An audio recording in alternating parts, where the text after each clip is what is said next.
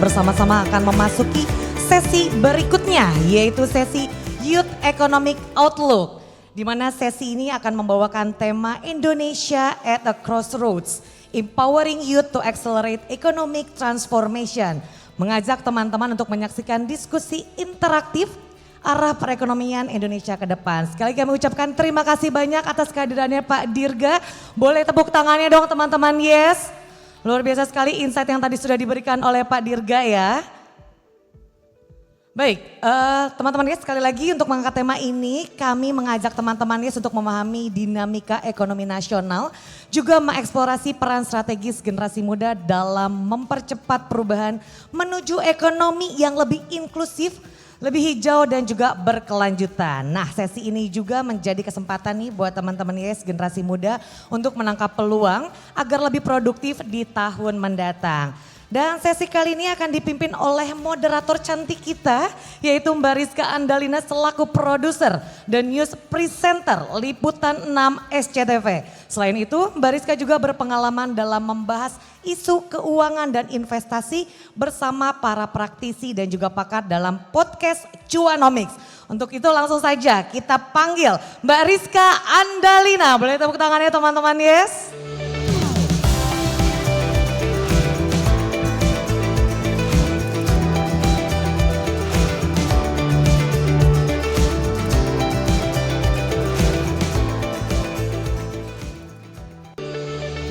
Oke, halo selamat pagi semuanya. Aduh masih belum semangat sekali lagi ya. Selamat pagi semuanya. Terima kasih. Sebelum kita membahas topik kali ini lebih dalam, mungkin biar lebih semangat kita main games dulu kali ya. Ada games namanya adalah ekonomi di sekitar kita. Jadi teman-teman nanti aku akan memberikan suatu situasi atau pernyataan. Terus teman-teman nanti tinggal tebak. Apakah itu ekonomi banget atau bukan ekonomi? Contoh ya, contoh. Aku mulai dari membeli barang dari diskon 11.11. Ekonomi banget atau bukan ekonomi? Ekonomi banget. Kalau misalnya jadian di tanggal 11.11 sama gebetan? Bukan ya. Walaupun ya hitung-hitungannya tanggal 11 juga gitu ya. Tapi bukan. Oke, kita mulai gamesnya ya. Misalnya menyisihkan gaji untuk investasi saham dan reksadana. Ekonomi bener. Terus beli kopi buy one get one. Ekonomi ya. Cari diskon soalnya. Terus minjemin uang ke pacar yang baru di PHK. Gak banget ya. Tapi ekonomi juga ya. Karena kita harus minjemin uang nih. Gak harus maksudnya minjemin uang juga gitu ya di situ. Terakhir deh terakhir. Kalau balikan sama mantan ekonomi banget atau bukan? Bukan ya, itu kayak hitung-hitungannya beda sih ya kalau balikan sama mantan ya. Cuman dari contoh itu semua berarti kan ada banyak hal ya yang ada di kehidupan kita berdekatan dengan keputusan-keputusan yang berbau ekonomi. Begitu. Dan tanpa kita sadarin juga itu ada benang merahnya loh kalau kita telusurin dari setiap keputusan kita sehari-hari itu bisa berdampak atau mungkin terdampak juga terhadap ekonomi nasional maupun ekonomi global. Makanya kita nggak bisa juga tuh tutup mata dengan situasi di ekonomi nasional maupun ekonomi global gitu ya. Karena secara tidak langsung akan berdampak juga pada kehidupan kita sehari-hari. Apalagi nih teman-teman ya sekarang itu untuk situasi ekonomi global lagi penuh ketidakpastian. Kenapa? Salah satunya mungkin juga karena ada perang dagang yang lagi menghantui dunia. Terus juga masih ada ekonomi nasional yang dalam pemulihan serta penciptaan lapangan kerja yang masih lesu begitu ya. Dan itu bisa menjadi tantangan-tantangan yang harus dihadapi oleh ekonomi kita sendiri. Padahal kalau teman-teman tahu kita punya target pertumbuhan ekonomi berapa sih? Tadi kayak udah dijelasin, ada yang tahu berapa? 8%, angka yang cukup besar dan tentunya untuk mencapai tersebut butuh transformasi atau perubahan juga gitu ya.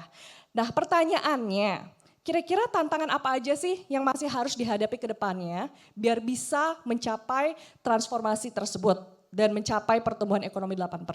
Terus kira-kira perubahan atau transformasi seperti apa yang dibutuhkan untuk bisa kita mencapai ekonomi 8% tersebut. Dan yang paling penting lagi, kira-kira apa sih peran teman-teman generasi muda kita semua di sini gitu ya, apa sih yang bisa kita kontribusikan dalam perubahan atau transformasi tersebut demi mencapai pertumbuhan ekonomi 8%. Nah, itulah yang akan kita bahas bersama di sini begitu ya. Dalam sesi Indonesia at a Crossroads Empowering Youth to Accelerate Economic Transformation. Dan untuk membahas itu tentunya saya nggak akan sendiri. Saya akan mengundang satu persatu pembicara yang tentunya sudah ahli ya di bidangnya masing-masing. Saya akan mulai dengan memanggil pembicara yang pertama. Ia adalah seorang peneliti sekaligus Strategic Research Manager di Core Indonesia. Beliau berpengalaman dalam menganalisis isu-isu makroekonomi dan kebijakan publik, serta sering menulis opini dan memberikan pandangan kritis tentang arah ekonomi nasional dan global di berbagai media. Mari kita sambut Mas Yusuf Randy Manilet, Strategic Research Manager Core Indonesia. Kita berikan tepuk tangan untuk menyambut Mas Yusuf. Dipersilahkan. Berikutnya saya juga memanggil pembicara seorang ekonom muda dari Universitas Indonesia.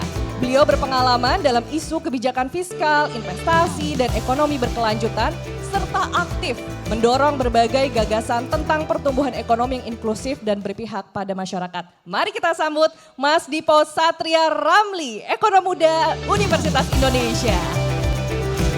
Selanjutnya, pembicara berikutnya adalah seorang Strategic Research Assistant di Core Indonesia. Beliau berpengalaman dalam isu industrialisasi, transformasi ekonomi, dan pembangunan yang inklusif.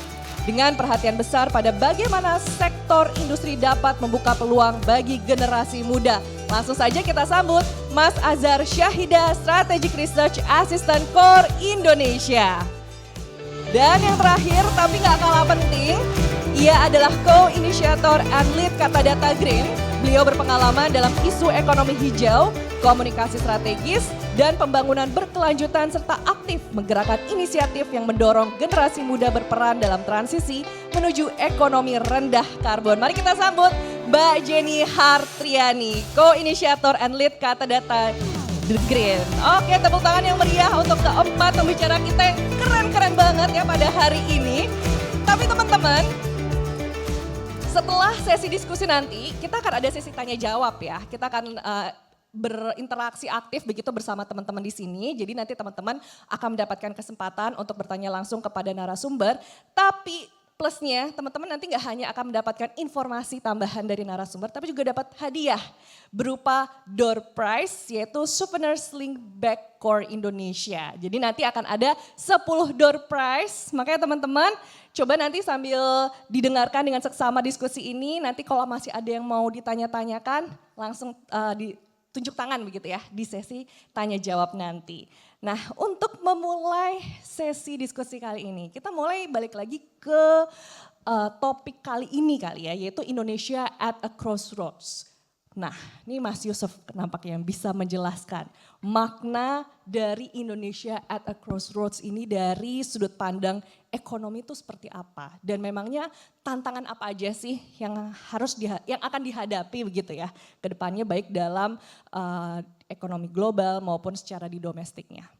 Oke, terima kasih Mbak Rizka. Selamat pagi Bapak Ibu dan teman-teman semua. Kalau sebelum kita menjawab ya konteks Indonesia at Crossroad, tadi juga sempat ditanyakan bagaimana sih kondisi ekonomi kita di tahun ini dan juga bagaimana gambaran ekonomi kita di tahun depan. Nah, kalau kita bicara gambaran ekonomi, tentu kita bisa melihat dari dua sisi ya, dari sisi global dan juga dari sisi domestik. Dari sisi global terlebih dahulu, mungkin kita bisa muncul di slide berikutnya. Kita paham di tahun ini kita ketika membuka berita sering mendengar isu atau berita mengenai perang dagang yang diinisiasi oleh Presiden Amerika Serikat Donald Trump. Dan sayangnya isu mengenai perang dagang ini di tahun depan juga masih akan membayangi ya kondisi ekonomi global kita. Selain perang dagang, ada isu mengenai tren proteksionisme dan juga isu mengenai perebutan pengaruh ya geopolitik antara Amerika Serikat dan China. Sayangnya memang ini adalah isu yang kita juga masih akan lihat dalam jangka panjang. Dan kalau kita bicara perang dagang, maka itu kita akan berbicara konteks bagaimana perang dagang ini akan mendorong perlambatan perekonomian global kita di tahun depan. Perlambatan perekonomian global sayangnya juga akan ikut memberikan implikasi terhadap perlambatan harga komoditas. Jadi bagi teman-teman Yes yang mungkin belum familiar, harga komoditas terutama adalah barang-barang yang berasal dari sumber daya alam, biasanya kayak tembaga, kemudian nikel, kelapa sawit dan lain-lain.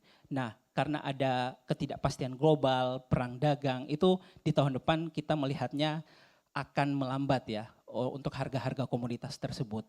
Nah, sebagai negara yang basis ekspornya itu sangat bergantung terhadap komoditas, ini kan tentu akan memberikan implikasi yang tidak begitu baik bagi ekonomi domestik. Jadi ekspor kita berpeluang akan tertahan. Nah, itu dari sisi global. Sementara kalau kita bicara dari sisi domestik, sebenarnya tadi disinggung kita perlu mencapai pertumbuhan ekonomi yang tinggi ya. Dan kalau kita lihat sekarang pertumbuhan ekonomi kita di domestik di slide berikutnya, kita sebenarnya masih bisa mencapai target pertumbuhan ekonomi di angka 5%. Dalam beberapa tahun terakhir ini angka pertumbuhan kita itu relatif stabil ya di angka 5%. Dan di tahun depan kami memperkirakan juga angka pertumbuhan ekonominya itu masih juga akan tetap berada di angka 5%. Nah, tetapi karena ada tadi faktor global yang akan menahan atau menekan pertumbuhan ekonomi, maka tentu tidak akan ringan untuk mencapai target pertumbuhan ekonomi 5% tersebut. Nah, kalau kita bicara faktor tadi dari faktor global, di faktor domestik, apa sih yang akan mempengaruhi pertumbuhan ekonomi kita di tahun depan? Yang pertama, konsumsi rumah tangga ya. Jadi daya beli masyarakat itu tentu akan ikut mempengaruhi ya. Di tahun ini sebenarnya konsumsi rumah tangga kita tumbuh, tetapi pertumbuhannya itu cukup berbeda ya. Ada kelompok kelas pendapatan yang oke, dia masih bisa tetap tumbuh, tapi ada juga kelompok kelas pendapatan yang ya pertumbuhannya cukup menderat. Makanya kita sering dengar ya ada isu rombongan jarang beli, kemudian rombongan hanya nanya, Rojali dan Rohana ya. Rohana mungkin is okay lah ya, tapi kalau Rojali ini yang sebenarnya agak krusial kalau kita bicara konteks mendorong pertumbuhan ekonomi kita di tahun depan. Jadi di tahun depan konsumsi rumah tangga akan menentukan ya bagaimana kinerja perekonomian kita secara umum, karena 50% atau bahkan lebih ekonomi kita itu ditompang oleh konsumsi rumah tangga. Nah, kalau kita bicara faktor lain yang juga akan menentukan apakah kita akan mencapai target pertumbuhan ekonomi 5% di tahun depan dari sisi domestik adalah kebijakan pemerintah. Jadi ada kebijakan tadi sudah disebutkan juga oleh Pak Dirgayuza, kebijakan program yang akan dijalankan oleh pemerintah. Selain kebijakan program seperti katakanlah MBG, program-program stimulus juga akan ikut menentukan ya bagaimana ekonomi kita di tahun ini dan juga di tahun depan. Stimulus kan sudah diluncurkan oleh pemerintah di tahun ini dan berencananya juga akan ikut diluncurkan di tahun 2026. Dan beberapa di antaranya cukup menarik ya. Salah satunya misalnya tadi juga sudah disinggung program magang berbayar. Jadi teman-teman yang mengikuti program ini akan dibayar. Dan saya kira ini merupakan inisiatif yang baik. Nah, hanya saja mungkin sedikit catatan yang perlu kami sampaikan mengenai program magang berbayar ini untuk bisa optimal ya dalam menopang target pertumbuhan ekonomi kita adalah ini harus disesuaikan dengan target penciptaan lapangan kerja. Jadi jangan sampai kemudian teman-teman yang sudah ikut program magang sudah mendapatkan skill set yang dibutuhkan ketika sudah selesai dari program magang kemudian tidak bisa terserap gitu ya karena penciptaan lapangan kerjanya yang relatif terbatas. Jadi hal-hal itu yang kami lihat akan mempengaruhi apakah pertumbuhan ekonomi kita akan melesat di angka 5%. Lalu selain faktor-faktor tersebut, ada juga faktor-faktor yang sifatnya itu struktural ya, tantangan-tantangan struktural. Tantangan seperti misalnya ketimpangan pendapatan, kemudian masih relatif besarnya porsi pekerja informal kita, kemudian masih relatif besarnya pengangguran usia muda dan masalah deindustrialisasi dini merupakan hal yang juga perlu kita cermati ya, karena tidak hanya akan mempengaruhi bagaimana kinerja ekonomi kita di tahun 2026, tapi juga bagaimana kinerja ekonomi kita dalam jangka panjang, bahkan 5 atau bahkan 10 tahun mendatang. Jadi itu yang perlu diperhatikan, dicermati. Dan dalam konteks tadi ya, Indonesia at crossroad, faktor-faktor inilah yang akan menentukan apakah Indonesia akan memilih jalan untuk naik kelas menjadi negara yang lebih maju, negara dengan tingkat kesejahteraan yang lebih baik gitu ya, dan negara dengan kondisi yang lebih baik.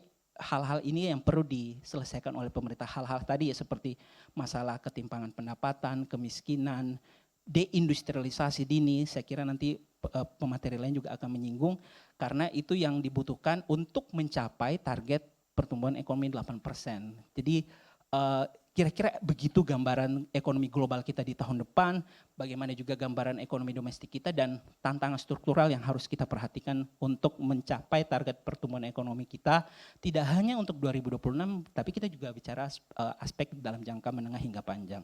Oke, itulah kenapa tadi disebutnya kita lagi di persimpangan jalan juga lah ya. Betul. Antara ingin mencapai tujuan pertumbuhan ekonomi yang tinggi, tapi juga tantangan-tantangan yang masih harus dihadapi. Nah tadi Mas Yusuf menjelaskan tantangan apa saja yang masih harus dihadapi oleh ekonomi Indonesia, baik dari sisi global maupun domestik. Nah aku mau nanya ke Mas Dipo, kira-kira bagaimana sih akhirnya dari sisi kebijakan ya, gimana respons dari pemerintah terkait kebijakan fiskal ini? Dan sudah seberapa efektif sih langkah yang diterapkan saat ini? Makasih Mbak Rizka. Jadi tadi pas di awal Mbak Rizka bener banget nanya belanja pasar itu ekonomi bukan, itu betul. Lalu juga sempat nanya soal main saham itu ekonomi juga, itu betul.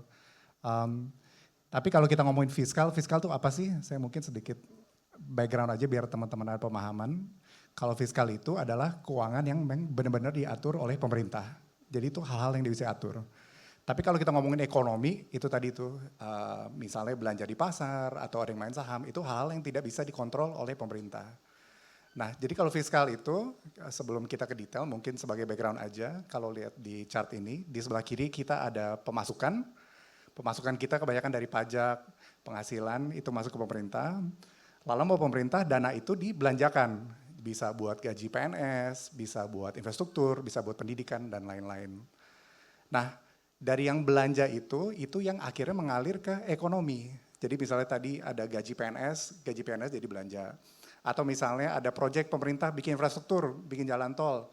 Semua pekerja di jalan tol dia dapat gaji, dapat apa dan itu dibelanjakan lagi. Nah jadi role pemerintah itu adalah kalau untuk mendorong ekonomi, kalau dari sisi fiskal adalah dari cara mengelola belanjanya. Nah dari belanja itu jadi ekonomi balik lagi menjadi pajak gitu, jadi perputarannya gitu ya. Nah tapi untuk melihat kondisi saat ini, apa sih kondisi realnya? Saat ini kenyataannya bahwa pengeluaran kita lebih besar dari pendapatan kita. Jadi belanja pemerintah itu sangat lebih besar dari dana yang masuk, yang pajak. Itu kan jadi ada defisit ya namanya. Jadi ada minus. Minus itu didanain oleh apa? Oleh hutang. Nah ini juga yang saat ini mungkin menjadi concern banyak orang ya. Karena kita, jadi pertumbuhan ekonomi kita memang selalu didanai oleh hutang berturut-turut. Sebagai contoh aja, di tahun depan kita mau minjem rencananya 780 triliun. Dari 780 triliun itu 600 triliun hanya buat bayar bunga. Gitu. Jadi kalau orang ngomong kan gali lubang tutup lubang ya. Cuma gali lubang tutup lubang tuh kita minjem, kita buat bayar pokok plus bunga. Saat ini kita minjem mayoritas hanya buat bayar bunga. Artinya apa? Memang kita ekonomi sedang ada kesulitan karena pertama defisit, kedua kita juga berhutang, lalu yang ketiga kita jadi bertanya, ini program-program ini efektif nggak sih?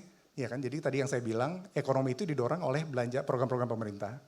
Ya kan, jadi apa yang pemerintah lakukan buat si fiskal ini? Jadi mungkin kalau teman-teman ingat di awal tahun sempat ada, isu mau naikin 11% ke 12%. Ya kan, artinya dia mau naikin pajak kan sisi penerimaan. Itu gagal. Lalu mereka coba ngurangin subsidi, ya kan, LPG dikurangin, jadi pengeluaran. Karena ada si defisit ini, jadi pemerintah tuh lagi fokus si defisit. Tadi yang Mas Yusuf bilang juga, kita dari sisi daya beli juga udah sangat turun. Gitu. Lalu pemerintah juga melakukan efisiensi di awal tahun. Tapi kalau diingat itu sebenarnya bukan efisiensi sebenarnya. Itu hanya realokasi. Jadi tadi dia ada budget buat pendidikan, dia masukin MBG. Jadi program-program yang sudah jalan direalokasikan ke program-program unggulan seperti MBG, sekolah rakyat dan sebagainya. Jadi apa nih, dia tadi naikin pendapatan sulit, ya kan 11 ke 12% itu gagal. Dia mau turunin subsidi LPG itu juga gagal. Nah kalau kita lihat sekarang kan Pak Purbaya ya yang lagi naik daun, yang lagi ngetren gitu.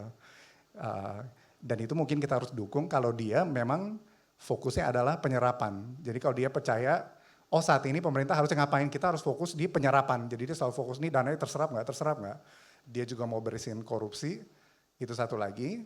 Dia sepertinya cukup yakin tuh kalau kita bisa penyerapan benar plus korupsi, kita bisa hit 6%. Gitu. Saya sedikit ragu.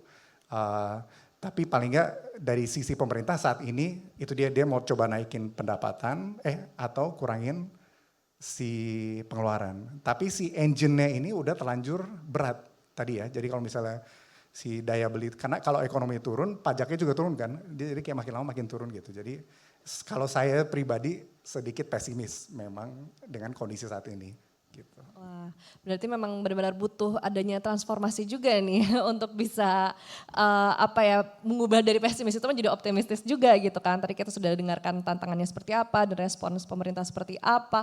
Jadi memang dibutuhkan adanya akselerasi. Tapi langkah apa sih yang harus dilakukan agar bisa mencapai akselerasi tersebut begitu ya. Nah aku pengen bertanya ke Mas Azhar nih, seperti apa?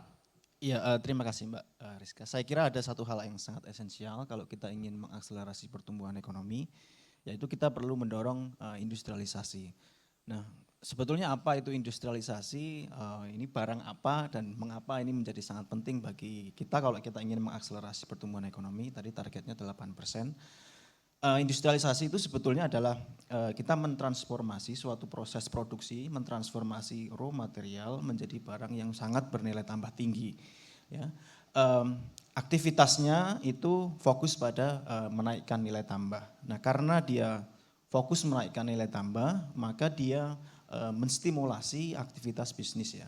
Misalnya contoh dari industri manufaktur itu adalah industri mobil, komputer, kemudian smartphone yang ada di saku teman-teman semuanya. Kemudian juga ada tekstil, furnitur dan seterusnya.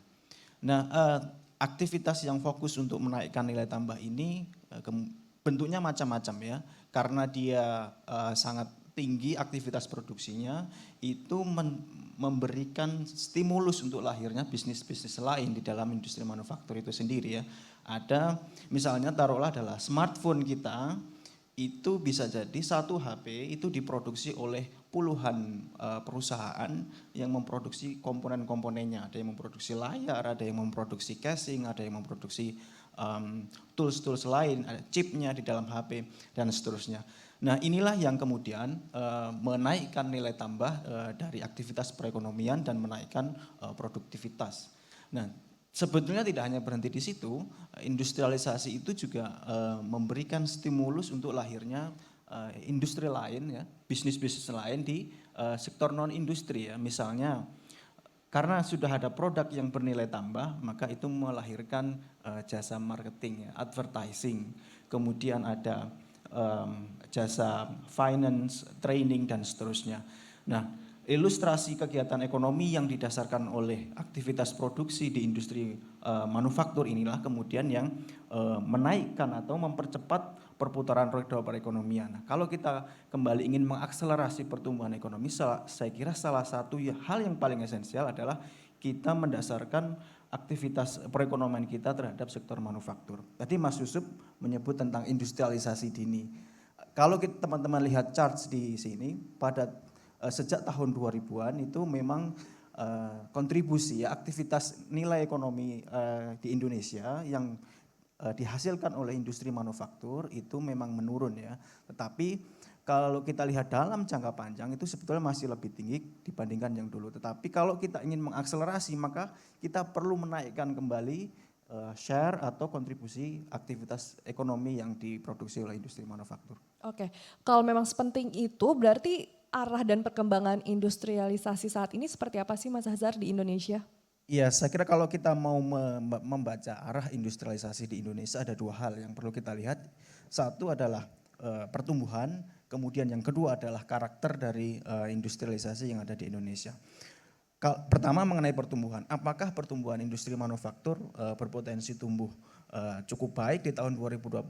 Kalau kita lihat data yang terbaru, ini adalah rata-rata triwulan 1 sampai triwulan ketiga, itu industri manufaktur kita tumbuhnya 5,2%. Nah, ini artinya adalah aktivitas volume ekonomi selama Januari sampai kemudian bulan September itu lebih tinggi 5,2% dibandingkan periode yang sama tahun lalu, tahun 2024. Nah kalau kita lihat data tahun 2024 juga itu pertumbuhannya 4,4%. Artinya di tahun 2025 ini kita memang ada potensi industri manufaktur ini akan tumbuh ya relatif lebih tinggi dibandingkan tahun 2024. Dan ini kalau kita lihat trennya misalnya rata-rata di 2015, 2019 itu juga masih lebih rendah dibandingkan dengan periode 2024. Nah ini ada kita sepertinya menuju bahwa kita ada upaya dari pemerintah juga kalau kita lihat misalnya hilirisasi, membangun ekosistem di industri hijau, misalnya EV dan seterusnya, itu yang saya kira juga akan menjadi salah satu pendorong di tahun 2025. Nah ya, pertanyaannya bagaimana tahun 2026? Nah kita kan perlu menerawang ya, perlu membaca apakah industri manufaktur di tahun 2026 ini akan tumbuh lebih tinggi. Saya kira ada dua karakter yang bisa kita baca dan menjadi potensi. Yang pertama adalah potensi adanya green manufacturing industry. Saya kira nanti Mbak Jenny akan membahas lebih dalam mengenai industri berkelanjutan. Kalau kita lihat tren global, memang transisi ke arah energi yang lebih berkelanjutan itu sudah mulai terjadi dan investasi itu mulai mengarah ke arah yang lebih berkelanjutan ya. Jadi kita tidak lagi fokus untuk mendorong pertumbuhan ekonomi setinggi-tingginya dengan mengorbankan lingkungan, tapi berusaha mengkompromikan antara pertumbuhan ekonomi dan lingkungan. Nah ini yang kemudian ekosistem investasi hijau ini saya kira di tahun 2026 akan sangat berpotensi mendorong. Kemudian yang kedua itu adalah adanya potensi digital manufacturing industry. Ini kalau kita tadi Pak Faisal juga menyebutkan bahwa angka Gen Z itu sangat tinggi, itu sekitar 70 juta di Indonesia. Itu adalah teman-teman yang lahir tahun 2000-an. Ada satu artikel yang menarik ditulis oleh ahli pendidikan di Amerika, Mark Prensky. Beliau menulis artikel mengenai digital native, digital immigrant. Jadi teman-teman yang lahir di tahun 2000 itu lahir ketika teknologi itu sudah ada. Itu adalah mereka disebut sebagai digital native. Jadi teknologi itu adalah lingkungan native-nya mereka. Sementara yang teman-teman yang lahir, mungkin saya adalah transisi ketika teknologi itu belum semasif sekarang, itu disebut sebagai digital immigrant. Jadi kita yang lahir sebelum era teknologi berkembang sangat pesat itu harus mempelajari teknologi kalau kita ingin masuk ke dalam dunia teknologi. Nah, saya kira teman-teman semua ini punya skill yang sangat tinggi dan kita punya populasi angkatan muda yang sangat tinggi dan inilah saya kira yang akan bisa mendorong pertumbuhan industri manufaktur berbasis digital dan AI di tahun 2026 dan saya kira tahun-tahun selanjutnya ya. Meskipun sebetulnya di Indonesia kalau kita dibandingkan dengan negara-negara lain itu ekosistem AI belum semasif di negara lain. Misalnya di Vietnam itu industri semikonduktor itu sudah sangat masif. Nah kalau kita mau bergerak ke arah sana saya kira target pemerintah pertumbuhan 6% boleh jadi bisa tercapai di tahun 2026. Maksud ini adalah spesifik di industri manufaktur. Atau bisa juga tercapai di tahun-tahun selanjutnya kalau kita memang mau membangun ekosistem ke sana. Nah, sedikit menambahkan, lalu dampaknya apa sebetulnya? Kalau di tahun 2026 industri manufaktur ini bisa tumbuh, maka ada potensi kita bisa menikmati PDB per kapita yang lebih tinggi tahun 2026. Itu adalah sebetulnya gambaran potensi kesejahteraan yang bisa dimiliki oleh masyarakat Indonesia. Baik, nah tadi juga menarik ya Mas Hazhar sempat mention tentang ekonomi hijau berkelanjutan yang langsung aja kita ke Mbak Jenny nih ya. Seberapa penting sih memang ekonomi hijau berkelanjutan ini dalam akselerasi pertumbuhan ekonomi? Ya, makasih Mbak Rizka. Halo semuanya teman-teman Gen Z dan milenial, aku menyapa dulu. Jadi seperti yang tadi sudah disebut ya dan bahkan di penjelasannya Pak Dirga Yuza juga ketika dijelaskan track-track pertumbuhan industri dan ekonomi, potensi-potensinya, itu sangat diwarnai sebenarnya dengan industri hijau dan ekonomi hijau. Tapi sebenarnya aku ingin mengajak lagi kita melihat next presentasinya, bahwa climate, isu lingkungan itu biasanya dikaitkan dengan kutub mencair atau deforestasi dan lain sebagainya. Tapi sebenarnya isu lingkungan dan climate itu bukan hal yang jauh, tapi itu ada di sekitar kita. Next, ini teman-teman lihat banjir di berbagai tempat Jakarta, hujan sebentar saja itu sudah banjir. Itu adalah pasti isu iklim yang akan mempengaruhi ekonomi. Polusi udara itu juga akibat dari isu lingkungan yang akhirnya mempengaruhi ekonomi. Jadi intinya sebenarnya isu climate dan bagaimana lingkungan itu terjadi dinamika penurunan kualitas itu mempengaruhi kehidupan sehari-hari. Dan ini teman-teman sebelumnya, foto sebelumnya, masih ingat ini saat COVID, ada yang generasi COVID nggak kuliahnya? Bisa angkat tangan nggak? Ya, sangat terasa kan teman-teman bahwa sebenarnya COVID itu sendiri ketika ditarik akarnya itu juga sebenarnya terkait dengan ketidakseimbangan lingkungan yang akhirnya berpotensi akhirnya terbukti menciptakan pandemi dan itu sangat mengubah dinamika ekonomi yang ada. Nah, momentum itu kemudian dengan berbagai fenomena-fenomena yang terjadi akhirnya membuat dunia bertransformasi. Next, jadi itulah kenapa ekonomi juga beralih ke sana. Jadi teman-teman dengan dinamika climate yang akhirnya memaksa kita di berbagai belahan dunia untuk bertransformasi secara ekonomi, karena itu penting untuk dilakukan, karena kalau tidak kita akan tertinggal untuk bagaimana bisa maju dan bisa menjadi negara yang pertumbuhan ekonominya lebih baik lagi. Nah, kemudian penting juga untuk melihat bagaimana ketahanan ekonomi ini bisa lebih resilient ketika kita beradaptasi dengan isu-isu iklim dan kemudian bagaimana ekonomi itu diselaraskan juga dengan apa yang ada di tingkat tapak, di kehidupan sehari-hari, di ekosistem kita, dan itulah akhirnya nanti akan mempengaruhi bagaimana belanja negara, kemudian seperti yang sudah dijelaskan oleh para ekonom kita tadi, itu sangat terkait erat dengan bagaimana dinamika lingkungan dan climate yang ada. Next. Nah, kemudian kita sering mendengar ekonomi hijau dan mungkin teman-teman sebelumnya sudah ikut rangkaian acaranya KOR ya yang membahas soal perekonomian ini dan aku lihat tadi di cuplikannya banyak yang membahas juga soal ekonomi hijau. Jadi sebenarnya kenapa sih ekonomi hijau itu penting? Kita melihat dari sisi potensi ya, secara potensi ekonomi tadi kita membahas soal hilirisasi, industrialisasi, itu adalah momen-momentum penting ke depan yang nanti akan semakin membuka lagi potensi-potensi green jobs, kemudian teman-teman muda yang di sini yang baru lulus ataupun yang baru bekerja nanti bisa masuk ke industri tersebut sehingga perputaran ekonomi juga akan banyak ditopang oleh industrialisasi hijau. Tapi ada tren lain teman-teman yang di sini mungkin aku bahas soal ESG ya. ESG ini adalah bagaimana prinsip sebuah industri menjalankan operasinya dengan menyeimbangkan sisi environment, kemudian sosial dan governance, sehingga di situ bagaimana perusahaan dengan payung ekonomi yang sudah bertransformasi untuk lebih hijau, operasional di sisi bisnisnya pun mereka mempertimbangkan dan sangat berpedoman pada prinsip-prinsip lingkungan sosial dan tata kelola tadi. Dan ESG ini menjadi penting dan juga menjadi hal-hal yang sangat dipertimbangkan oleh investor global dan itulah akhirnya yang membuat ekonomi hijau menjadi penting dan teman-teman juga nanti ketika ingin masuk ke area industri baru atau kemudian juga ingin berkontribusi misalnya ke agenda-agenda ekonomi, inisiatif-inisiatif baru, ESG ini adalah hal yang sangat menjadi pertimbangan dan kemudian risiko-risiko lain juga menanti, misalnya kita tidak bertransformasi untuk menjadi lebih sustainable. Kita bisa lihat dari sisi sosial, gap antara yang kaya dan yang miskin akan semakin besar. Tadi Pak Dirgayusa sudah menjelaskan juga bagaimana sih equity, dan itu penting untuk kita lihat. Kalau kita tidak bertransformasi untuk menjadi lebih sustainable, gap itu akan semakin besar.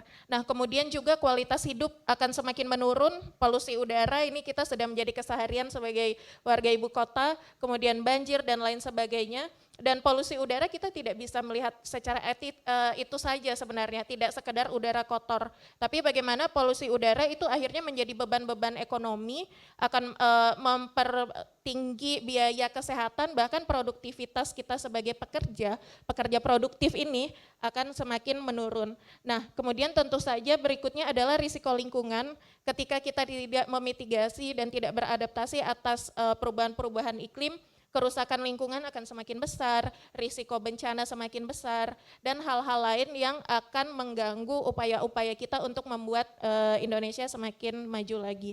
Mungkin itu dulu kali ya Kak Rizka. Oke, jadi itu ya sepenting itu untuk transformasi ekonomi hijau dan juga industrialisasi. Nah, karena adanya kepentingan tersebut, aku mau nanya juga nih ke Mas Dipo. Kira-kira bagaimana strategi kebijakan fiskal yang realistis untuk mendorong adanya transformasi tersebut biar bisa tercapai tuh akselerasi pertumbuhan ekonominya? Iya, tadi kayaknya sama teman-teman udah di-mention juga ya, bahwa industrialisasi itu penting sekali. Saya mau cerita sedikit, dulu beberapa tahun sebelum mobil listrik itu rame, Cina tuh lihat, wah si Elon Musk sama Tesla jago nih kayaknya bikin mobil. Kita industri ini kita nggak ada nih di Cina. Nah di Cina itu sebenarnya sangat restriktif. Artinya apa? Artinya investasi asing tuh nggak boleh main masuk gitu aja. Dia harus ada partner lokal, ada izin dan segala. Tapi dia benar-benar melihat kayak, wah nih industri mobil listrik nih is the future. Gimana akhirnya dia datang, dia ngemis ke Tesla, ke Elon Musk. Yaudah syarat dari dia, kamu boleh buka, kita kasih insentif pajak, kita kasih macam-macam, asal kamu buka pabrik di Cina. Ya kan, kamu buka pabrik di Cina, tapi suppliernya, supply chain-nya harus pabrik-pabrik di Cina. Elon Musk akhirnya setuju, akhirnya si Tesla dia bikin produksi di Cina dan semua supply chain itu actually dijalankan oleh pabrik-pabrik di Cina. Nah pinternya si Cina itu, si pabrik-pabrik supplier itu tidak eksklusif sama Tesla. Makanya akhirnya si supplier-supplier itu dia jual ke Wuling, ke BYD, dan akhirnya mereka yang menjadi raksasa dunia gitu di mobil listrik hari ini. Gitu. Jadi penting sekali kalau kita ngomong industrialisasi, boleh next slide-nya. Penting sekali kita harus melihat industri secara keseluruhannya, secara si rantai pasoknya itu. Kita nggak bisa ngelihat si pabriknya aja, tapi kita juga harus lihat siapa suppliernya, dan itu sangat penting sekali. Nah di Indonesia ini cerita yang sangat ramai adalah biasa soal hilirisasi. Ya kan hilirisasi, jadi tadi mungkin Mas Yuzat sempat ngomong soal nikel atau tembaga dan lain-lain. Tapi industri-industri ini sebenarnya tidak padat karya, tapi mereka padat modal. Artinya apa? Mereka sebenarnya tidak menyerap lapangan pekerjaan yang banyak. Mereka hanya modalnya aja gede. Dan itu yang dibutuhkan Indonesia. Ya kan seperti tadi cerita di Cina, yang kita butuhkan adalah supply chain selanjutnya. Nah malah di Indonesia tendensinya itu sepertinya adalah namanya crowding out. Di ekonomi crowding out itu artinya peran pemerintah yang terlalu banyak, dia mendorong swastanya keluar gitu. Jadi karena si pemerintah dia masuk ke bisnis-bisnis kecil-kecil ini, si swastanya akhirnya nggak berinvestasi. Dan tren ini ada di Indonesia saat ini menurut saya. Jadi yang pertama contohnya Danantara, dia masuk ke peternakan ayam, 20 triliun rencananya. Ya kan, kita perlu bertanya, apakah emang nggak bisa swasta masuk di peternakan ayam 20 triliun? Ya kan, lalu kita lihat juga misalnya MBG. MBG mungkin saya setuju ya, niatnya baik ya MBG. Tapi kita perlu bertanya, apakah dia mendorong investasi swasta juga? Jadi misalnya MBG, kan kita sentralistik ya, semua dijalankan di dapur umum dan segala. Apakah betul itu membangun ekonomi atau dia sebenarnya malah mendorong kantin yang ada, warteg yang sekitar sekolah. Jadi itu mendorong. Ya kan, dan kita lihat juga misalnya kasus-kasus SPBU yang akhir-akhir ini sempat rame ya kan. Tadinya si swasta boleh impor langsung dan itu juga ditahan.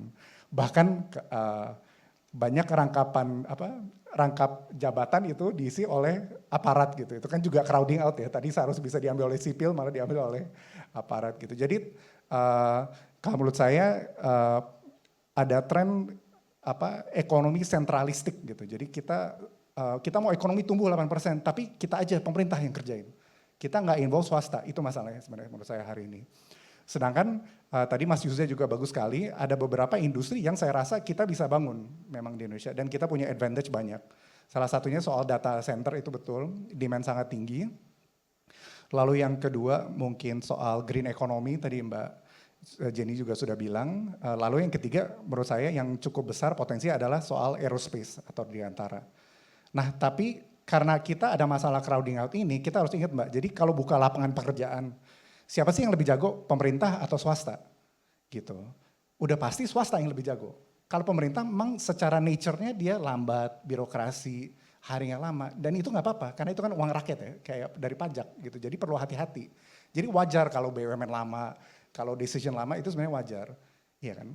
Nah, tapi di konsep pembukaan lapangan kerja, pemerintah itu harusnya berubah dari ekonomi yang sentralistik menjadi apa yang dia bisa lakukan yang swasta tidak bisa lakukan, yaitu apa? Menciptakan iklim investasi yang baik, gitu. Menciptakan regulasi yang clear, tidak ada premanisme, mempermudah izin, gitu. Jadi kalau kita ngomongin industrialisasi, menurut saya solusinya tidak bisa hanya Danantara dan teman-teman, tetapi pemerintah harus memainkan peran yang hanya bisa dilakukan pemerintah, yaitu tadi soal perizinan dan segala. Dan itu banyak sekali masalah di Indonesia saat ini. Jadi saya nggak tahu menjawab apa enggak, cuma menurut saya kalau soal industrialisasi, apalagi kalau misalnya dari kebijakan fiskal, masalah pemerintah saat ini adalah crowding out. Dia mendorong swasta masuk. Ya kan, jadi swasta sulit masuk, kan swasta juga males kan, ngapain gue berkompetisi sama, misalnya Danantara buka peternakan ayam gitu, misalnya saya pengusaha, ngapain gue kompet sama Danantara gitu. Oke, Gitu. ya. Penting ya untuk menciptakan adanya ketegasan dan iklim investasi yang mendukung juga kan.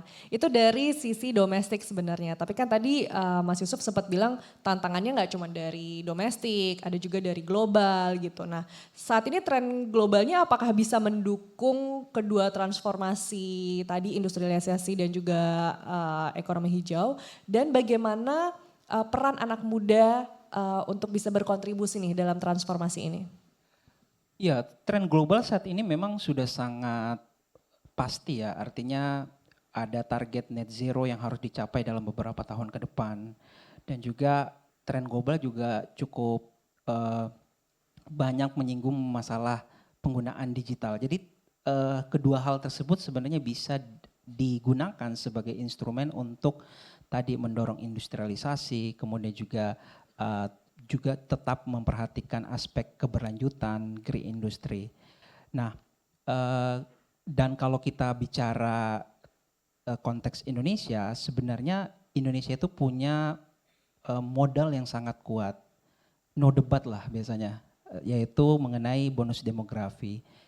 Kita paham tadi juga sudah sempat disinggung, saat ini Indonesia itu sedang berada pada periode bonus demografi dan sebenarnya sadar atau tidak sadar, periode bonus demografi itu sudah kita rasakan atau sudah kita masuki sejak tahun 2015 ya. Jadi sekitar 70% populasi kita itu berada pada usia produktif dan 53% dari total populasi itu merupakan tadi ya generasi milenial dan juga generasi Z yang mayoritasnya itu telah menyelesaikan pendidikan sekolah menengah atas dan juga SMK.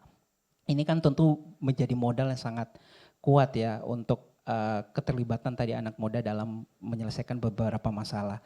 Sayangnya kalau kita lihat dan ini pernah kami angkat dalam tulisan analisis kami Core Insight pada Mei lalu yang mengangkat topik tenaga kerja muda di persimpangan. Nah, kenapa kami angkat topik itu? Karena di balik modal dan juga tren bonus demografi yang kita alami saat ini, ternyata tingkat pengangguran kalangan muda kita masih relatif tinggi. Bahkan jika kita bandingkan Indonesia dengan negara-negara peers atau negara-negara tetangga, tingkat pengangguran muda kita juga cukup tinggi.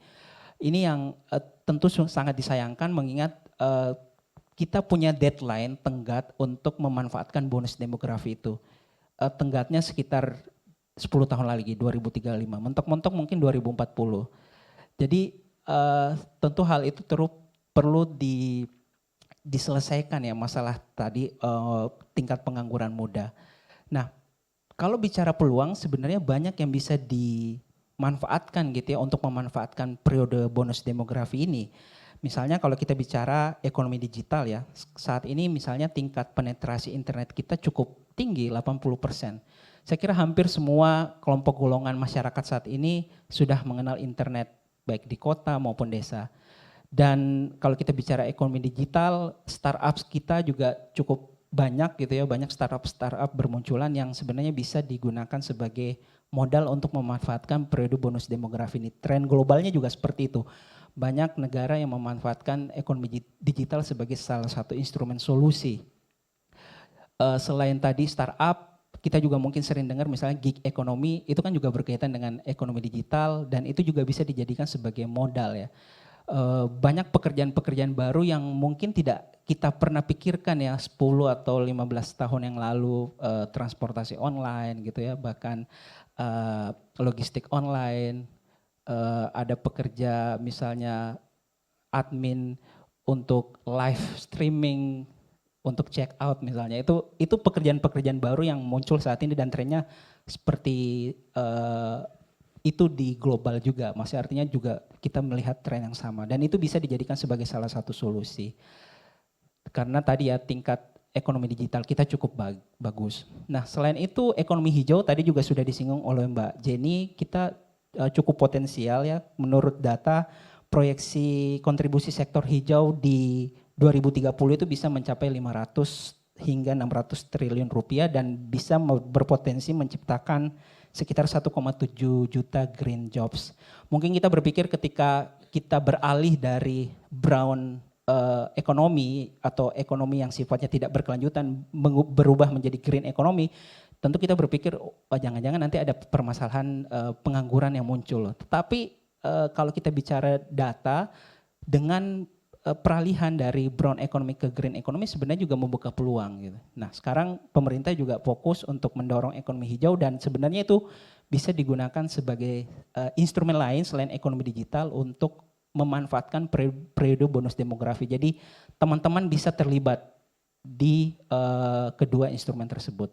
Lalu yang terakhir hilirisasi ya. Jadi hilirisasi juga tadi sudah disinggung, ada hilirisasi nikel dan mungkin sebagai konfirmasi ke teman-teman yang juga mungkin belum familiar ya, hilirisasi yang dilakukan saat ini sebenarnya tidak terbatas pada produk-produk pertambangan itu. Banyak juga hilirisasi yang dilakukan pada produk-produk perkebunan misalnya dan seharusnya itu juga bisa dijadikan sebagai salah satu cara ya untuk tadi mendorong keterlibatan anak muda dalam periode bonus demografi ini.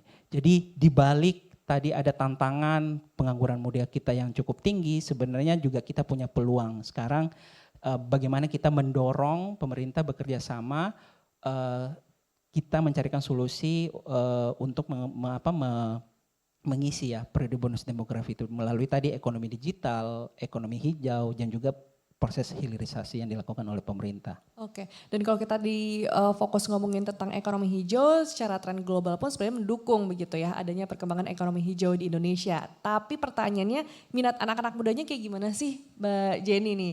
Minat anak-anak mudanya terhadap ekonomi hijau saat ini seperti apa dan sebenarnya kontribusi apa sih sebenarnya juga bisa dilakukan anak-anak muda fokus di ekonomi hijau?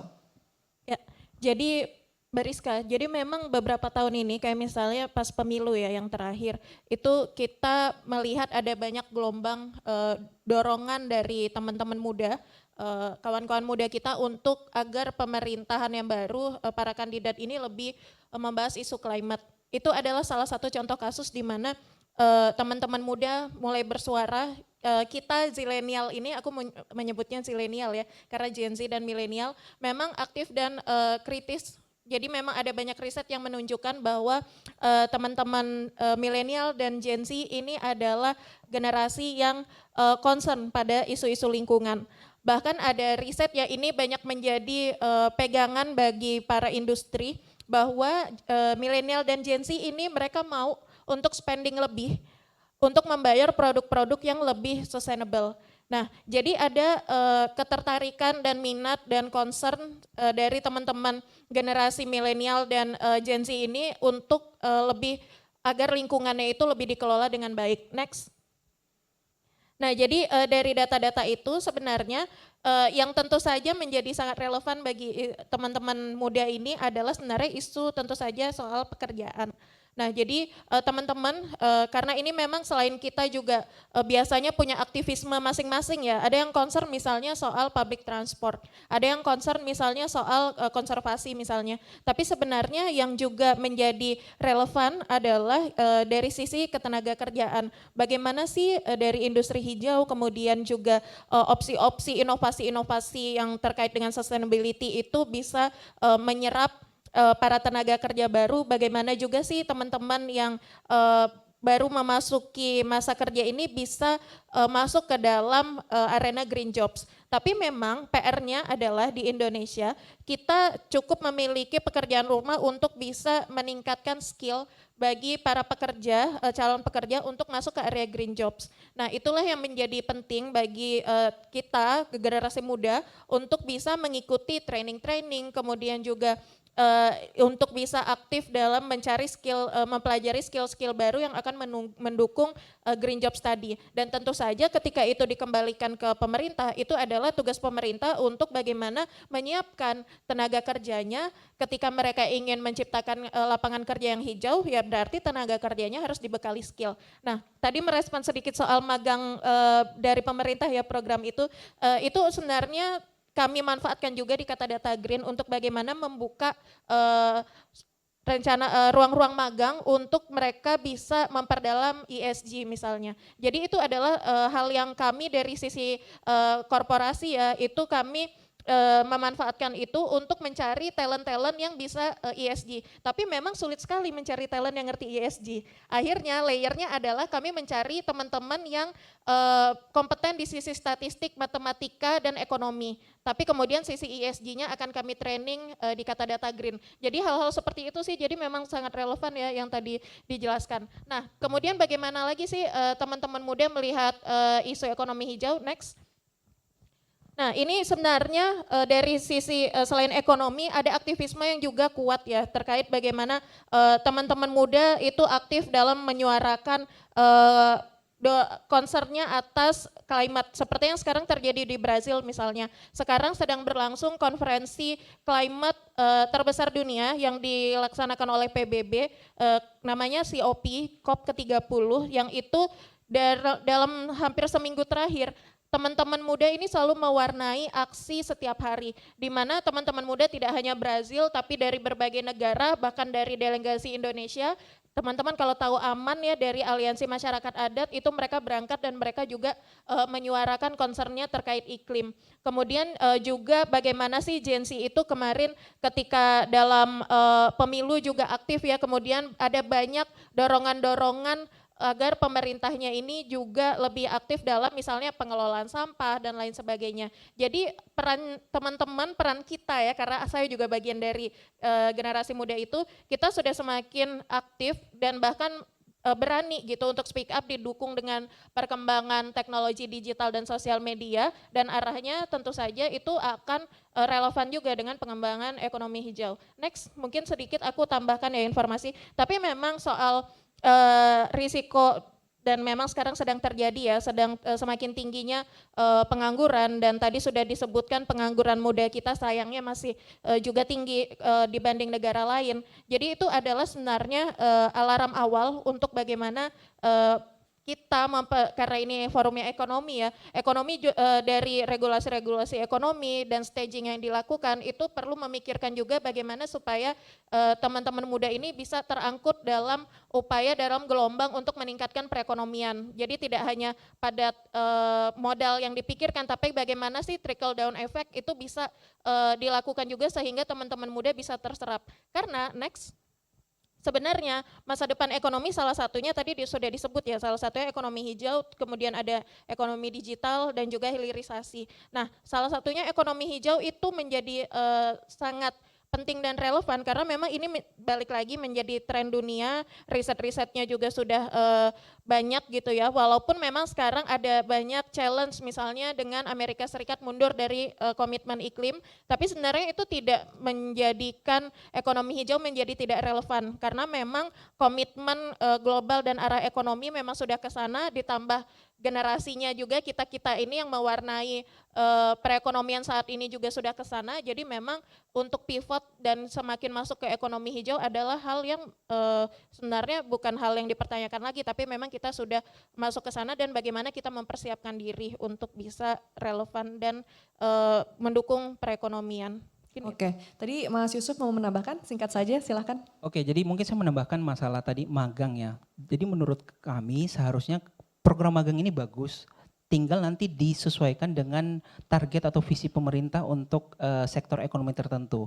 Jadi magangnya itu nanti harus ada semacam output dan outcome yang jelas, skill set yang harus didapatkan gitu ya. Misalnya kalau target pemerintah ingin mendorong ekonomi hijau, maka peserta magangnya dipastikan perlu nanti mendapatkan skill set yang berkaitan dengan ekonomi hijau gitu. Jadi tidak hanya sekedar magang, dibayar, selesai, sudah tidak ada output dan outcome yang jelas gitu. Jadi program magang berbayar itu bagus, tetapi tinggal disesuaikan nih dengan visi atau jalan pemerintah ini mau kemana nih ekonomi mau dibawanya, seperti itu. Baik, nah sekarang kita kembali lagi ke Mas Azhar ya. Tadi kan transformasi industrialisasi yang diharapkan bisa mendorong pertumbuhan ekonomi Indonesia itu juga sudah sejalan sebenarnya dengan tren global.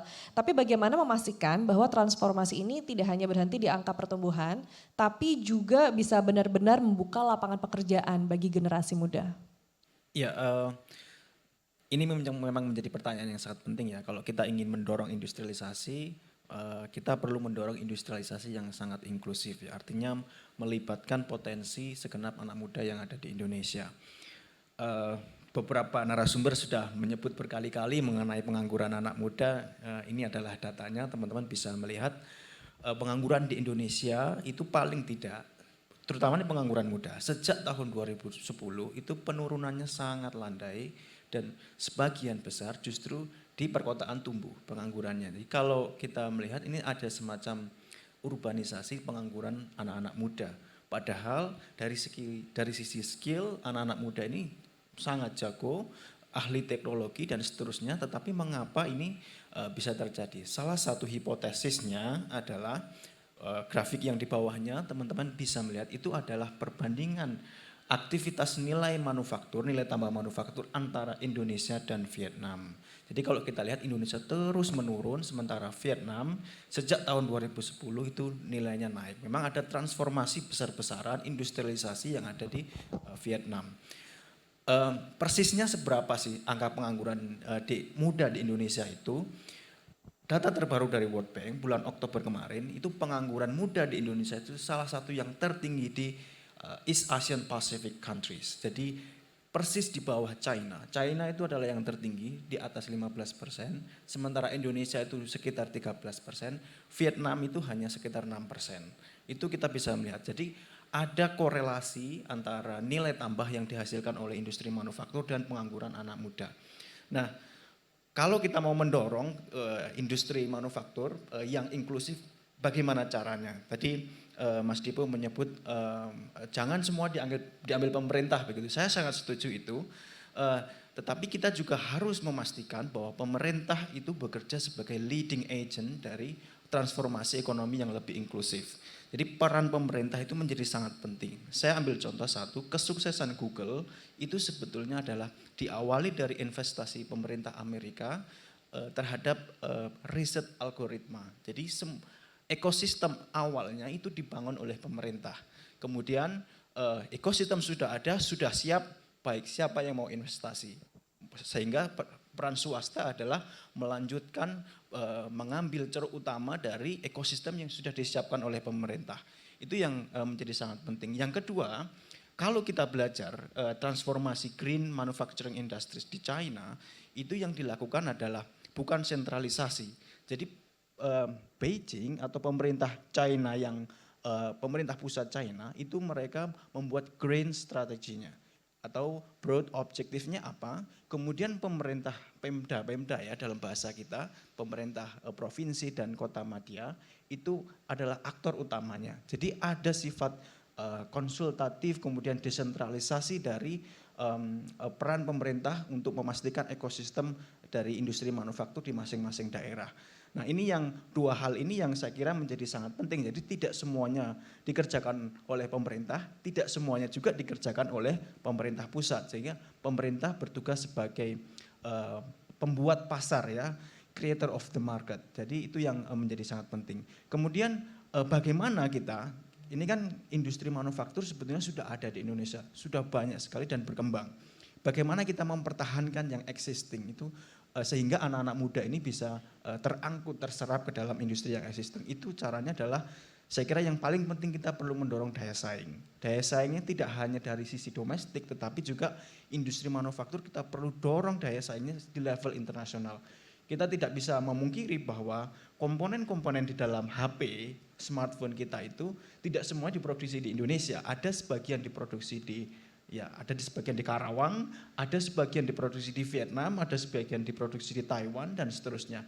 Nah, kita harus punya industri manufaktur yang sangat kompetitif di level internasional. Kemudian selanjutnya adalah tadi ada green manufacturing industries, kemudian ada potensi di industri digital. Kita perlu membuat pemerintah perlu memastikan adanya industrial policy and trade policy yang sangat mendukung ya adanya industri manufaktur yang sangat inklusif di dalam negeri. Jadi kebijakan industrialisasi kemudian harus diimbangi dengan kebijakan perdagangan. Kalau kita berbicara kebijakan perdagangan itu kita tidak serta-merta kemudian berbicara mengenai tarif, kuota dan seterusnya. Tetapi ide utamanya apa? Ide utamanya adalah kita ingin punya industrialisasi yang inklusif di dalam negeri sehingga teman-teman muda semuanya bisa masuk ke dalam industri itu dan punya pekerjaan yang sangat layak. Nah, sehingga itu kemudian kita turunkan, kita kolaborasikan antara kebijakan industri dan perdagangan. Dan yang terakhir, kalau kita mau punya transformasi industri yang inklusif, kita belajar dari Vietnam tentu saja. Sejak tahun 2010 pemerintahnya investasi besar-besaran di sektor pendidikan. Human capital investmentnya sangat tinggi di Vietnam dan itu berjalan sangat efektif. Guru mendapatkan gaji yang sangat layak, kemudian institusi pendidikannya ditransformasi besar-besaran sehingga efektif, efisien, semuanya terdeliver dengan baik. Nah ini saya kira yang perlu didorong oleh pemerintah bahwa kita juga perlu investasi di human capital ya untuk kalau kita ingin mendorong industri yang lebih inklusif. Saya kira itu. Oke, nah tadi dijelaskan juga ya tentang bagaimana peran anak-anak muda juga tadi ya dijelaskan dalam transformasi ekonomi hijau dan juga dalam industrialisasi. Tapi yang juga ingin tahu lebih detail lagi dari sisi pemerintahnya ini juga nih Mas Dipo ya. Mungkin bisa ditambahkan juga program dan kebijakan apa sih yang paling strategis yang perlu diambil pemerintah untuk mendorong keterlibatan generasi muda ini dalam transformasi industri dan juga ekonomi hijau tadi. Kayaknya Mas Asar udah jawab banyak sih sebenarnya soal yang harus dilakukan pemerintah. Ada yang mungkin bisa ditambahkan begitu. Tapi kayaknya semua di panel ini paling nggak setuju soal pengangguran ini angka yang cukup serius ya. Dan itu betul grup umur 15 ke 24 itu sangat tinggi. Dan memang harapannya tadinya kita Indonesia emas, ceritanya kita banyak orang, semuanya bekerja, semuanya produktif, ekonominya melesat gitu. Cuma dengan pengangguran yang begitu tinggi di Indonesia, ini menjadi masalah. Produktivitas kita tidak bisa naik, PHK cukup tinggi. Dan alhamdulillah sebenarnya dari pemerintah ini hal yang mereka sudah akui. Bahwa kualitas pekerjaan di Indonesia ini memang tidak baik. Ya kan itu sesuatu yang mereka sebenarnya cukup monitor sih, saya tahu. Alhamdulillah. Perlu diingat juga mungkin sekedar disclaimer gitu. Definisi pengangguran di Indonesia sebenarnya sangat-sangat sempit. Definisi pengangguran versi BPS adalah orang yang bekerja 1 jam per minggu berturut-turut.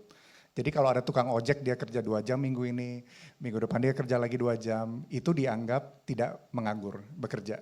Gitu. Dan dengan definisi yang begitu sempit aja kita angkanya kurang bagus, apalagi kalau kita pakai definisi yang benar ya, bekerja 8 jam sehari. Gitu. Tapi menurut saya tidak semuanya gloomy. Kalau saya melihatnya dengan tren AI dan robotics dan kondisi Indonesia saat ini, saya sebenarnya sangat positif ya buat anak muda. Karena saya udah benar-benar melihat di daerah dan di berbagai macam tempat, Uh, menurut saya cukup baik ya, kita harapan pemerintah bisa menciptakan lapangan pekerjaan, bisa membangun industri, itu kita tetap harapkan. Tapi kalau buat anak muda sendiri, menurut saya harus pragmatis. Secara statistik mereka sulit mendapatkan pekerjaan. Ya kan, tahun ini ya tahun depan atau mungkin tahun depannya lagi. Jadi kita harus melihat angkanya secara statistik aja, mau setuju nggak setuju itu nggak relevan. Secara statistik kemungkinan besar anak muda sangat sulit mencari pekerjaan. Tapi positifnya apa? Positifnya kalau dilihat walaupun dengan tren AI atau teknologi dan segala macam, skill-skill yang dibutuhkan di masa depan itu sebenarnya tidak ada hubungannya dengan teknologi kebanyakan. Jadi skill-skill yang dibutuhkan ada dari World Economic Forum, skill-skill yang dibutuhkan 5 tahun 10 ke depan adalah soft skill malah. Skill menjual, skill berkomunikasi yang baik, skill teamwork, dan itu semua teman-teman bisa lakukan hari ini. Ya kan, jadi kalau saya melihatnya ke depan itu mungkin trennya itu tadi sebenarnya Mas Yusuf bilang bagus sekali, pekerjaan-pekerjaan yang ada hari ini dan mungkin ke depan tidak akan sama dengan pekerjaan ada yang seperti dulu. Gitu. Dan saya sebenarnya udah banyak sekali bekerja dengan anak-anak muda, saya kemarin ada proyek sama anak Gorontalo, dia bantuin saya dan berbagai macam. Saya melihatnya ke depan itu mungkin tidak seperti masa lalu di mana perusahaan itu besar-besar, konglomerat, ya kan. Jadi konglomerat itu bakal tetap besar, peran BUMN bakal tetap besar. Tetapi pemeran entrepreneur kecil itu bakal lebih, jadi banyak pemain muda kecil-kecil, dia grupnya 3 orang, 4 orang, 5 orang. Itu menurut saya yang teman-teman harus melihat, itu kemungkinan besar masa depan seperti itu. Jadi kita benar-benar harus bangun skill di diri kita untuk memiliki skill-skill tersebut. Ya kan, jadi kalau saya selalu bilang ke teman-teman, dan itu di Amerika contohnya udah real ya, jadi banyak orang bekerja dia timnya, jadi company itu ukurannya nggak ratusan ribuan orang, ya kan, ada konglomerat lalu disupport oleh 10, 20, 10, 20, jadi company-company kecil. Jadi penting sekali buat teman-teman mengupgrade skill ini. Kedua, saya tren lihat juga di Amerika dengan begitu banyak AI dan teknologi, kan banyak pekerjaan diganti dengan robot. Tetapi ada pekerjaan yang tetap vokasi itu tetap harus orang gitu. Jadi itu menurut saya akan terjadi juga di Indonesia. Ya kan? Jadi kalau saran saya buat teman-teman, ya kan, itu benar-benar culture hustlingnya harus hidup sekarang. Ya kan? Yang belum bekerja, yang masih kuliah mesti mulai hustling, ya kan, paling enggak misalnya coba jadi freelancer di 1000.com atau jadi di Upwork atau di mana, ya kan. Lalu buat yang udah bekerja pun menurut saya harus terus mengembangkan skill karena itu sangat baik. Nah, saya juga melihat mungkin Indonesia kita agak pesimis, tapi secara global itu tetap ada. Jadi saya banyak kemarin kayak saya ada teman di Jawa gitu, dia grup kecil. Dia dapat kontrak dari Amerika, dari Eropa gitu. Jadi karena digitalisasi tersebut, walaupun kita di Indonesia, kita bisa dapat tetap income dari luar gitu. Jadi kalau menurut saya anak muda nih penting banget agar kita fokus di diri kita. Kita agak susah ngarepin pemerintah gitu buat buka lapangan pekerjaan. Dan walaupun pemerintah misalnya benar pun, itu akan makan waktu. Ya kan, dia nggak mungkin proyek-proyek hilirisasi, tahun depan kita ada jutaan lapangan pekerjaan, it's not gonna happen gitu. Ini akan takes time. Gitu. Jadi kita mesti fokus diri kita, kalau bisa kembangin skill kita dan belajar soft skill ini. Jadi bisa dilihat di sini, benar-benar core skill ini hampir nggak ada hubungannya sama sekali sama teknologi atau robotik atau AI. Ya kan? Jadi keep that in mind. Mungkin itu aja sih Mbak dari saya. Oke, jadi pentingnya meningkatkan skill-skill dengan mengikuti perkembangan zaman juga begitu ya. Boleh kita berikan tepuk tangan untuk keempat pembicara kita pada hari ini. Teman-teman, siapa di sini yang lapar? Bener, udah lesu ya ternyata, nggak salah, emang udah jam makan siang juga teman-teman. Tapi ini ada yang nggak kalah penting teman-teman, kita akan bagi-bagi hadiah buat teman-teman yang bertanya pada sesi Q&A kali ini. Jadi sekarang saya akan membuka sesi tanya jawab. Kalau ada yang mau bertanya silahkan tunjuk tangan, nanti ingin sebutkan namanya siapa, ingin bertanya dengan siapa, apa pertanyaannya, dan sistemnya langsung aja dijawab ya biar kita nggak lupa juga. Oke, boleh itu yang pegang layar ya.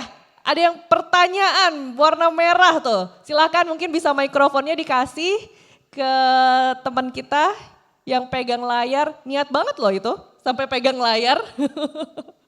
Silakan, namanya siapa, dari mana? Ya, boleh berdiri. Baik, terima kasih atas kesempatannya. Nama saya Prinsani dari Universitas Indonesia.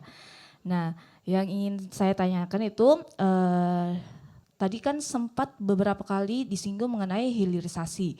Nah, yang saya ingin tanyakan dalam wacana transformasi ekonomi ke depannya itu, hilirisasi sering diklaim sebagai lompatan industrialisasi. Namun sebagian studi itu menunjukkan bahwa hilirisasi Indonesia masih berada pada tahap low value processing yang tidak menciptakan lompatan produktivitas. Nah, yang ingin saya tanyakan itu bagaimana sih pandangan para panelis mengenai risiko bahwa hilirisasi saat ini justru mereplikasi ketergantungan komoditas dalam bentuk baru, serta ada nggak sih strategi yang diperlukan agar hilirisasi ini benar-benar menghasilkan peningkatan kapabilitas teknologi, inovasi, dan value creation yang substansial, terutama memastikan generasi muda berperan sebagai knowledge producer, bukan hanya sebagai tenaga operasional. Terima kasih. Oke, berarti pertanyaannya untuk keempat pembicara, semuanya dengan siapa tadi namanya? Prinsani. Prinsan. Oke. Prinsani. Oh, Prinsani, baik. Kita mulai dari Mbak Jenny dulu kali yang di ujung. Silahkan Mbak Jenny untuk menjawab pertanyaannya. Ya, nanti akan dilengkapi ya, tapi memang betul bahwa proses hilirisasi seperti misalnya nikel ya, ini jadi di Kata Data kita kemarin ada survei yang cukup dalam terkait bagaimana hilirisasi nikel dilakukan, bahwa memang standar kualitas hilirisasinya itu masih sangat bisa ditingkatkan. Belum menuju untuk yang high technology dan lain sebagainya. Tapi itulah sebenarnya yang harus kita didorong bersama, bahwa gimana pemerintah memastikan transfer of knowledge itu bisa terjadi, kemudian bagaimana regulasi-regulasi itu memastikan investment yang masuk untuk hilirisasi itu memastikan tenaga kerja lokalnya juga terserap. Transfer knowledge dilakukan dan bagaimana dampak atas lingkungan dari industrialisasi dan hilirisasi itu bisa dimitigasi. Jadi hal-hal tersebut harus dipikirkan dan stagingnya, karena tentu saja hilirisasi itu kan tidak sampai selesai di situ gitu, tapi bagaimana yang bisa tahap yang sekarang kita lakukan adalah sebenarnya pivot ya, karena biasanya kita ekstraktif. Kemudian ini hilirisasi level ini, kemudian nanti nextnya kita harus lebih advance lagi, dan itu memang harus dipaksa dan diberikan mungkin stimulus ekonomi atau bagaimana investor bisa dipastikan gitu ya, untuk agar transfer knowledge itu bisa terjadi dan tenaga kerja yang terlibat juga mereka bisa dapat skill-skill yang lebih baik. Mungkin dari pembicara yang lain melengkapi. Ya, silakan Mas Azhar. Iya, saya kira memang hilirisasi di Indonesia ini masih pada tahap yang sangat rendah ya. Kita belum melihat bahwa hilirisasi ini bisa bersih, sangat benar-benar bersih, tidak merusak lingkungan dan seterusnya, itu masih belum. Tapi saya kira satu hal yang sangat penting adalah kita harus punya target. Jadi pemerintah harus punya target di tahun berapa hilirisasi ini akan mencapai level tertentu, dan dampak terhadap lingkungan itu tidak semasif yang terjadi hari ini. Kalau kita sekarang berbicara hilirisasi nikel, mungkin 2-3 tahun ke depan kalau stage-nya masih seperti ini, dampak terhadap lingkungan juga akan semakin besar. Sehingga kita perlu ada target ya, jangka pendeknya seperti apa, 1 tahun, 2 tahun, 3 tahun seperti apa. Nah, untuk mencapai target itu tentu pemerintah harus jeli melihat, tadi kalau saya sampaikan, pemerintah harus punya ekosistem investasi mengenai hilirisasi itu sendiri. Jadi kita menyiapkan ekosistem yang kemudian ada investor baru bisa masuk dengan teknologi yang lebih bagus, dengan dampak terhadap lingkungan yang lebih rendah. Saya kira itu yang penting ya. Oke, dari Mas Dipo silahkan. Ya, makasih Mbak. Jadi mungkin cepat aja, si hilirisasi proyek-proyek Indonesia memang kebanyakan padat modal, bukan padat karya. Artinya dia investasinya besar tapi menyerap lapangan pekerjaan sedikit. Kalau memang kita mau menyerap lapangan pekerjaan banyak, memang kita harus pabrik. Iya kan? Nah, buat pabrik gimana? Kita harus compete sama Vietnam, kita harus compete sama Cina, ya kan? Kita udah siap belum daya saing dan segala. Alasan kenapa kita fokus di tembaga dan nikel, karena sumber daya alamnya ada di kita. Kalau misalnya itu daya alam ada di Vietnam, kita mungkin nggak compete, nggak tahu juga. Iya kan? Intinya apa? Intinya pemerintah harus mengambil industri ini lebih serius. Memang dia industrialisasi itu dia lebih jangka panjang, Mbak. Jadi harusnya kita harus lebih siap kompetisi, dan itu menurut saya kita saat ini saya merasa pemerintah belum sih, Mbak. Ya kan, belum optimal, ya kan, kita malah yang quarter terakhir Malah industri-industri kecil seperti tekstil, pakaian, makanan kecil, makanan itu kita banyakin turun gitu.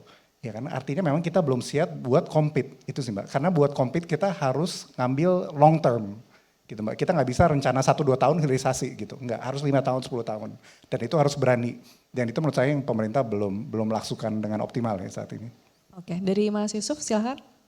Iya, jadi memang harus diakui bahwa hilirisasi kita saat ini basisnya memang banyak pada sektor komoditas mentah gitu ya.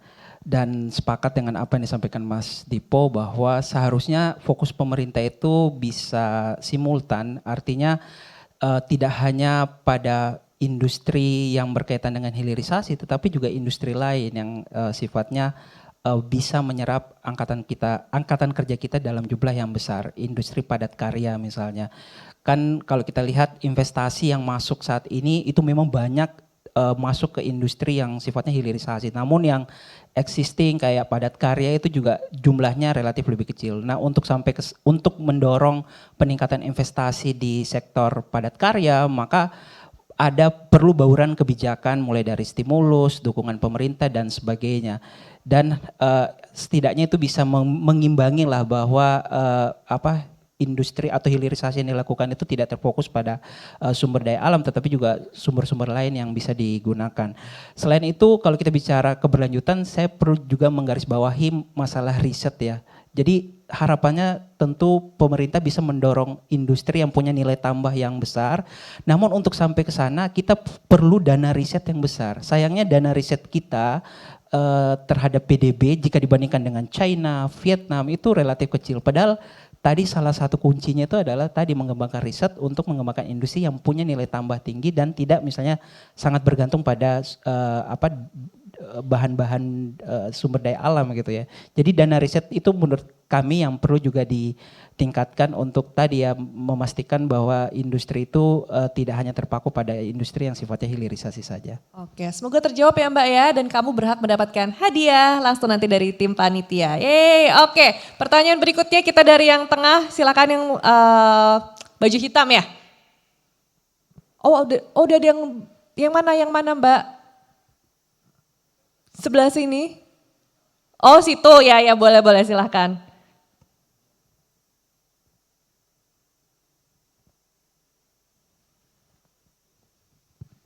Oke, selamat siang semuanya. Perkenalkan nama saya Muhammad Arif. Saya dari Universitas Trilogi Jakarta Selatan, Prodi Ekonomi Pembangunan. Jadi waktu saya dapat matkul ekonomi industri, saya belajar kalau sektor manufaktur itu memegang peranan penting dalam menciptakan nilai tambah, mendorong produktivitas, serta memperkuat posisi sebuah negara dalam global value chain. Nah, ketika melihat grafik Bapak Ibu yang Bapak Ibu paparkan tadi, saya melihat adanya pergeseran struktur ekonomi Indonesia, di mana kontribusi manufakturnya itu cenderung stagnan, pertanian yang terus menurun, serta sektor jasa yang tumbuh sangat cepat. Nah, fenomena ini sering menjadi bahan diskusi mengenai potensi terjadinya prematur deindustrialisasi. Hal ini memunculkan kekhawatiran karena sektor jasa. Meskipun sektor jasa ini sering menyerap banyak tenaga kerja dan tumbuh cepat, tapi kenyataannya produktivitas marginalnya itu lebih rendah dibanding sektor manufaktur yang berteknologi tinggi.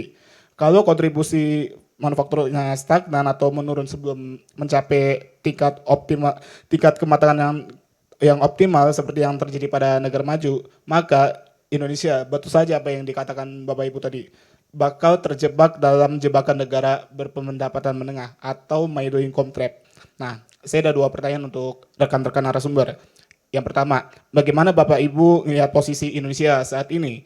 Apakah tren tersebut dapat dianggap sebagai indikasi awal prematur deindustrialisasi atau justru Bapak Ibu melihat ada dinamika lain yang lebih dominan? Yang kedua, selain itu, dari perspektif kebijakan dan struktur pasar, strategi apa yang paling relevan dan realistis buat mendorong industrial upgrading, khususnya agar industri manufaktur kita bisa bergerak menuju produk dengan nilai tambah lebih tinggi? Itu aja, terima kasih. Baik, dengan Arif ya? Iya Kak. Pertanyaannya untuk keempat-empatnya? Iya Kak. Oke, kita mulai dari Mas Azhar dulu kali ya, langsung menjawab 2 pertanyaannya aja. Iya, kalau kita lihat datanya memang tren sektor industri manufaktur ini terus menurun ya. Lalu pertanyaannya adalah apakah itu disebut prematur deindustrialisasi? Sebetulnya itu harus dikaitkan, penurunan kontribusi industri manufaktur itu harus dikaitkan dengan kenaikan PDB per kapita ya, atau potensi kesejahteraan yang bisa dinikmati oleh satu individu dari seluruh warga negara Indonesia. Nah, kalau kita bandingkan dengan negara-negara lain, itu ketika pertumbuhan dari industri manufaktur yang kemudian terrepresentasikan terhadap sebagai kontribusi terhadap total perekonomian itu terus meningkat, maka PDB per kapitanya akan meningkat. Nah, kasus Indonesia, kita belum mencapai PDB per kapita pada level yang sangat tinggi, tetapi industri manufaktur kita sudah turun. Nah, itulah kemudian yang mengindikasikan bahwa Indonesia itu mengalami prematur deindustrialisasi. Belum waktunya turun, tapi kita sudah turun karena kita belum mencapai level kesejahteraan tertentu yang disebut sebagai negara maju. Nah, di negara-negara maju memang industrialisasi itu turun share-nya, kontribusinya, tetapi perekonomian mereka, GDP per kapita mereka sudah sangat tinggi sehingga kesejahteraan yang bisa dinikmati oleh warga negaranya itu menjadi tinggi. Nah, itu yang terjadi di Indonesia. Nah, lalu bagaimana kita bisa mendorong menaikkan ya industri manufaktur di Indonesia? Tadi yang kita bicarakan itu sebetulnya adalah industri-industri besar. Padahal sebetulnya industri manufaktur itu kan bukan hanya industri besar, tetapi juga industri yang kecil-kecil ya. Tadi kalau contohnya adalah smartphone, itu industri besar yang punya kaitan dengan supply chain global. Tetapi industri kecil misalnya produk-produk makanan, industri makanan yang bisa dilakukan oleh teman-teman industri di daerah dengan investasi yang kecil dan besar, itu saya kira juga bisa menjadi salah satu sumber yang memantik pertumbuhan dari industri manufaktur. Nah, kalau pemerintah bisa menstimulasi ya lahirnya industri-industri kecil di daerah untuk mengoptimalkan sumber daya yang ada di daerah masing-masing, saya kira itu juga menjadi potensi yang besar kalau kita ingin membalikkan ya, grafiknya tadi kan menurun ya, kalau kita ingin menaikkan kembali share dari industri manufaktur. Saya kira dua hal itu. Oke, Mas Dipo silakan. Ya, menurut saya ya tren deindustrialisasi itu cukup real. Mas, itu benar banget. Indeks manufacturing kita yang PMI kan turun. Lalu LPM UI itu dia melakukan riset. Dia tanya, industri-industri apa yang bikin si PMI ini turun? Dan itu terlihat sebenarnya industri-industri yang paling dekat dengan konsumsi rumah tangga. Kan kita tahu ya, teman-teman tahu konsumsi rumah tangga lagi turun memang trennya. Dan industri-industri yang tutup itu adalah industri, malah justru industri yang menengah ke bawah. Jadi itu kayak kaos kaki, pakaian, baju, makanan ringan, tapi makanan ringan yang murah gitu. Jadi sebenarnya si deindustrialisasi ini quite real sih di Indonesia. Ya kan, dan itu masalah yang sangat serius. Kalau menurut saya jadi solusinya apa? Menurut saya solusinya sebenarnya cukup clear ya. Pemerintah itu harus, ini the biggest problem adalah kepercayaan, trust. Trust dari swasta ke pemerintah. Itu memang sudah sangat menurun. Itu dari IMD, itu ada semacam indeks, ease of doing business di Indonesia itu turun terus. Ya kan, kita benar-benar sangat sulit melakukan bisnis di Indonesia. Jadi apa yang seharusnya dilakukan pemerintah adalah yang tadi saya bilang tadi, kita harus menciptakan iklim investasi yang baik. Ya kan, kepastian regulasi, perizinan dan segala. Jadi hal-hal yang basic lagi gitu. Kalau misalnya ini hal yang basic sudah terpenuhi, baru tadi kita bisa yang ngomongin strategi jangka panjang yang buat kelas menengah, industri menengah dan besar dan lain-lain gitu. Oke, dari Mas Yusuf? Mungkin saya tambahkan masalah strategi saja ya untuk industrial upgrading. Jadi kalau kita bicara saat ini tren global itu dia memang ingin menyeimbangkan bagaimana mendorong industri tetapi juga tetap memperhatikan aspek keberlanjutan. Nah, salah satu contoh paling menarik sebenarnya di Cina ya. Jadi di Cina itu ada semacam kebijakan di mana industri itu didorong untuk menggunakan energi terbarukan dalam operasional produksinya. Dan ketika itu dilakukan ternyata selain menurunkan emisi yang besar, itu juga akhirnya bisa mendorong terciptanya industri baru. Jadi industri-industri yang muncul dari energi terbarukan, misalnya pembangkit listrik tenaga angin gitu. Jadi saya kira hal-hal seperti itu yang kita perlu contoh gitu ya, kita perlu adopsi, tetapi tentu nanti disesuaikan dengan kapasitas pemerintah saat ini, disesuaikan dengan insentif yang dibutuhkan. Tetapi kalau kita bicara peluang tadi ya, masalah bagaimana strategi untuk industrial upgrading dan tetap misalnya memikirkan aspek keberlanjutan, kita bisa mencontoh apa yang dilakukan Cina. Jadi tetap memperhatikan target-target emisi dan di saat bersamaan ternyata bisa menciptakan jenis-jenis industri baru dari target-target penurunan emisi tersebut. Seperti itu Mbak Rizka. Oke, terakhir Mbak Jenny boleh ada ditambahkan? Iya, setuju sekali. Memang gejala-gejala deindustrialisasi dini kan memang terjadi ya. Dan kenapa sih ini jadi masalah? Kenapa sih ini menjadi isu? Karena kan teman-teman di sini ketika formal jobs itu tidak tercipta, itu akan jadi risiko karena kita nggak punya social safety net kan. Teman-teman nggak punya jaminan sosial, teman-teman nggak punya asuransi dan lain sebagainya. Nah itu bahayanya. Itulah kenapa kalau aku mengutip Profesor Hajun Chang ya dari SOAS London yang beberapa waktu lalu kasih kuliah di FEB UI, Prof. Hajun Chang bilang bahwa Indonesia tidak bisa terjebak hanya di misalnya sisi UMKM atau misalnya sektor kerja informal, bahwa memang industrialisasi manufaktur itu penting dan kita sekarang tidak boleh terjebak untuk stuck di sini. Nah makanya dari itu sebenarnya agenda tadi itu ekonomi hijau, transisi energi dan juga bagaimana ekonomi hijau berbasis komoditas lestari itu penting untuk dikembangkan, bahwa memang ini prosesnya mungkin tidak instan ya, bahwa menuju ke sana tidak bisa langsung, tapi setidaknya agenda ekonomi, ekosistemnya, risetnya, kemudian stimulusnya, bagaimana investor diundang agar industri-industri hijau yang rendah karbon itu bisa tercipta. Nah, dalam prosesnya itu penting juga agar dari teman-teman yang akan masuk ke tenaga kerja sektor formal ini juga harus dilengkapi dengan skill yang bisa sesuai. Dan kemudian strategi industrial upgrading juga tadi sudah disebutkan oleh pembicara yang lain, bahwa kita juga tidak bisa melihat hanya industri besar padat modal yang misalnya berbasis mineral kritis saja misalnya, bahwa kalau teman-teman cek di BPS bahwa sekarang itu industri tekstil sendiri itu rontok. Tapi kalau kita lihat yang sebenarnya masih agak bertahan itu industri makanan minuman, itu masih cenderung solid kalau kita lihat dari tahun ke tahun.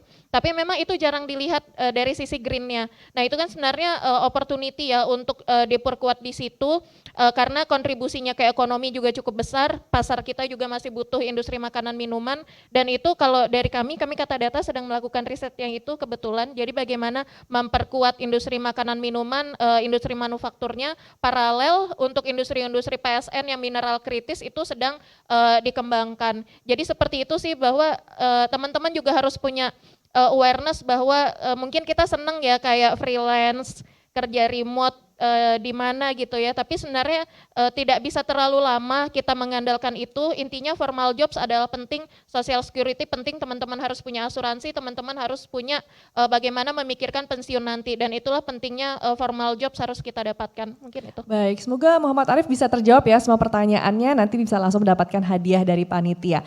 Karena keterbatasan waktu, mohon maaf teman-teman, ternyata sesi Q&A harus ditutup terlebih dahulu, namun kita akan mendengarkan terlebih dahulu closing statement dari masing-masing pembicara, singkat saja begitu ya, ini pesan dari panitia. Boleh Mas Yusuf, silahkan. Oke, mungkin bisa ditampilkan slide terakhir saya. Sebenarnya bukan closing statement, lebih kepada harapan ya. Jadi ada hal menarik yang saya temukan untuk topik Indonesia at Crossroad. Di tahun 2013, The Economist itu pernah menuliskan berita dengan judul Indonesia at Crossroad.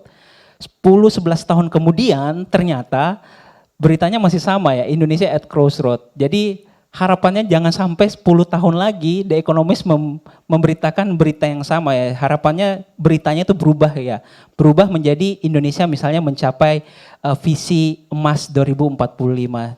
Ini adalah mimpi kita sudah berdiskusi banyak, kita sudah tahu ya pekerjaan rumahnya apa, dan harapannya secara bertahap kita bisa mencapai target-target tersebut. Jadi lebih kepada harapan ya, jangan sampai The Economist mungkin memberitakan beritanya mungkin bisa di next ini ya. Nah, Jadi harapannya nanti di Ekonomis beritanya Indonesia Achieve Golden Vision 2045, bukan Indonesia at Crossroad lagi. Mungkin seperti itu Mbak Rizka. Dipo silahkan. Ya mungkin kalau dari saya sama ya, jadi mungkin walaupun kalau ekonomi itu kadang-kadang ada yang pesimis, ada yang negatif. I think kalau buat teman-teman, I think keep going ahead aja sebenarnya walaupun mungkin lapangan pekerjaan susah dan segala, tapi itu dia dengan melihat ekonomi digital itu, dan I've seen it quite real ya. Maksudnya bagaimana si internet ini dan skill yang dimiliki anak-anak muda Indonesia itu benar-benar bisa kita cross sell ke negara luar gitu. Jadi mungkin jangan terlalu pesimis. Mungkin ekonomi pesimis boleh gitu, tapi di diri kita mungkin kita tetap harus optimis untuk harapan ke depan. Oke, dari Mas Azhar? Ya, saya kira kalau kita membicarakan at crossroad tadi ya, kita yang sangat perlu kita dorong adalah industrialisasi, bukan hanya yang besar-besar, tapi yang juga kecil-kecil yang punya banyak potensi di daerah. Saya kira supaya teman-teman angkatan muda, anak-anak muda kita punya pekerjaan yang layak ya, tidak hanya gaji yang layak, tapi juga pekerjaan yang layak untuk masa depan. Oke, dan Mbak Jenny terakhir? Aku agak beda, aku pengen bilang ke teman-teman terus berisik untuk suarakan bahwa teman-teman muda berhak untuk dapat pekerjaan yang layak, terus berisik juga untuk perjuangkan bahwa Indonesia harus ekonominya tumbuh tapi juga berkesinambungan dengan lingkungannya. Itu aja, terima kasih. Oke, mari kita berikan tepuk tangan yang sangat meriah untuk keempat pembicara yang keren-keren banget pada hari ini. Sekali lagi kita juga mengingatkan buat anak-anak muda di sini ya. Tadi sudah dijelaskan betapa pentingnya untuk meningkatkan skill set, untuk kita juga bisa meningkatkan daya saing baik di dalam negeri maupun juga di global ya, demi meningkatkan pertumbuhan ekonomi Indonesia. Sekali lagi tepuk tangan untuk diskusi pada hari ini. Saya mengucapkan terima kasih kepada Mas Yusuf Randy Manilet, Mas Dipo Satria Ramli, Mas Azhar Syahida, dan juga Mbak Jenny Hartriani. Kalau begitu saya Rizka Andalina pamit, saya kembalikan ke MC kita. Silahkan Mbak. Baik, terima kasih banyak Mbak Rizka. Boleh tepuk tangan sekali dong teman-teman Yes. Kepada moderator dan juga narasumber kita, mohon izin untuk dapat berdiri. Karena sesaat lagi kita akan ada penyerahan plakat. Untuk itu mohon perkenannya kepada Bapak Muhammad Faisal untuk dapat naik ke atas panggung. Untuk dapat menyerahkan plakat kepada narasumber dan juga moderator kita. Untuk yang pertama mohon izin Pak Faisal menyerahkan kepada Mas Dipo. Nah ini dia ada plakat. Cinta mata boleh tepuk tangannya dong teman-teman Yes. Oke, selanjutnya dari Pak Faisal kepada Mbak Jenny. Boleh tepuk tangannya lagi dong, yang meriah dong teman-teman. Luar biasa kan tadi banyak banget ilmunya, dan yang terakhir pastinya dari Pak Faisal untuk Mbak Rizka selaku moderator kita ya pada siang hari ini. Baik, dan mohon izin kepada Pak Faisal dan juga seluruh narasumber serta Mbak Rizka untuk berfoto bersama. Terlebih dahulu, boleh agak maju ke depan sedikit. Nah, baik. Ya, silakan. Dan kami mengingatkan buat teman-teman, mungkin banyak teman-teman yang masih on the way ya. Tadi ada penutupan jalan, jadi mohon bersabar ya. Nanti acaranya akan ada sampai sore, jadi harap bersabar juga, ada penutupan jalan ini. Semoga teman-teman yang lain bisa langsung segera tiba di sini ya. Baik, terima kasih banyak, tepuk tangan sekali lagi buat Bapak Ibu pembicara, Pak Faisal dan juga Mbak Rizka. Oh, mau foto bersama dengan teman-teman? Boleh? Bisa dari atas? Mungkin yang kelihatan hanya di sisi sebelah tengah saja. Lagi satu lagi, 3, 2, 1. Ya, emang pas ya karena yang hadir Gen Z dan milenial, jadi harus ada foto Gen Z. Terima kasih Pak Faisal, terima kasih kepada Mas Yusuf, Mas Dipo, Mas Azhar, Mbak Jenny dan juga Mbak Rizka. Terima kasih atas ilmu yang luar biasa ya tadi di sesi Youth Economic Outlook. Baik teman-teman ya semua, dengan demikian kita tutup sesi pertama yaitu Youth Economic Summit 2025, dan akan kita lanjutkan di sesi yang kedua yaitu Youth Economic Talk setelah jeda Isoma. Sekali lagi kami ucapkan terima kasih kepada para kolaborator strategis yaitu OVO, Bank Rakyat Indonesia, Virya INB, Bank Sentral Asia, Mind ID, Sinarmas, Solaria, Adaro, Mayora, KSO SCSI, Cendol Pandan, dan juga Garuda Food. Dan untuk teman-teman semua dapat menukarkan voucher ya yang telah diterima di meja registrasi untuk mendapatkan makan siang persembahan dari Solaria. Dan teman-teman juga dapat menikmati cendol gratis di boothnya Cendol Pandan. Tapi jangan lupa untuk mengupload instastory dan juga tag akunnya di @cendolpandan.id. Jangan lupa juga untuk mengunjungi booth yoursay.id dan Ruang Gagasan. Lakukan juga registrasi dan dapatkan merchandise menarik untuk dibawa pulang. Dan teman-teman yang ingin melakukan sholat ada di musola yang berada di sisi kiri gedung. Dan juga kalau untuk toilet ada di sebelah kiri auditorium ya. Dan kita akan bertemu lagi di Youth Economic Talk pada pukul 1 siang nanti. Selamat siang dan sampai jumpa.